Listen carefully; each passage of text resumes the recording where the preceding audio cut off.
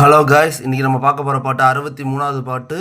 அறிவு தெளிவோடு இருக்குது. நம்ம யாரும் ஏமாற்றாமல் நம்மளை யாரும் ஏமாற்றாமல் இருக்கிறதுக்கு நம்ம அறிவு தெளிவோடு இருக்கிறதுக்கு இந்த பாட்டை தொடர்ச்சியாக படிக்கணும். ஃபஸ்ட்டு பாட்டு என்னன்னு பார்த்துடலாம், அடுத்து பாட்டோட விளக்கத்தை பார்க்கலாம்.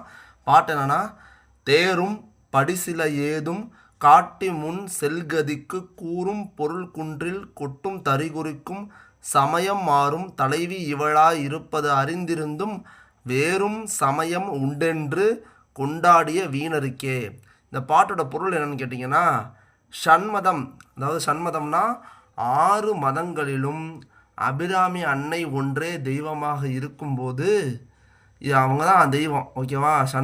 சண்மதம் சொல்கிறது 6 மதத்துலேயே அவங்க தான் தெய்வமாக இருக்கும்போது இந்த தெய்வத்தை, அதாவது அபிராமி அன்னையை தவிர வேறு ஒரு தெய்வம் இருக்குது, வேறு சமயங்களும் இருக்குது அப்படின்னு சொல்கிறவங்க எப்படிப்பட்டவங்கன்னா, அந்த பெரிய பாறையை, அதாவது கல்லாலான பாறை, ரொம்ப ஸ்ட்ராங்கான பாறை இருக்குல்ல, அவங்க தான் அபிராமி அன்னையை கும்பிட்றவங்க. அந்த மன வலிமையோடு இருக்கிறவங்கள வெறும் ஒரு மரக்கட்டையை வச்சு அடித்து உடைக்க முடியுமா?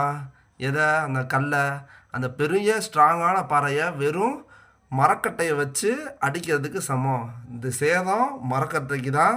அபிராமி அன்னையை கும்பிட்றவங்க எப்பயுமே வேறு எந்த மதத்தையும் வேறு ஒரு தெய்வத்தையும் கும்பிட மாட்டாங்க.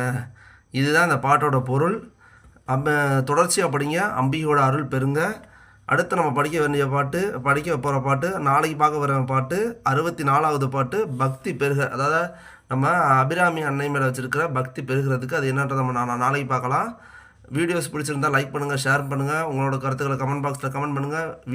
வீடியோஸையும் சரி மறக்காமல் லைக் பண்ணிடுங்க. பிடிச்சிருந்தா சேனலில் மறக்காமல் சப்ஸ்கிரைப் பண்ணி வச்சுக்கோங்க. தொடர்ச்சியாக நீங்கள் பண்ணுற ஒவ்வொரு சப்ஸ்கிரைபும் அடுத்தடுத்து நான் வீடியோஸ் போடுறதுக்கு எனக்கு கொஞ்சம் ஊக்கமாமையும்.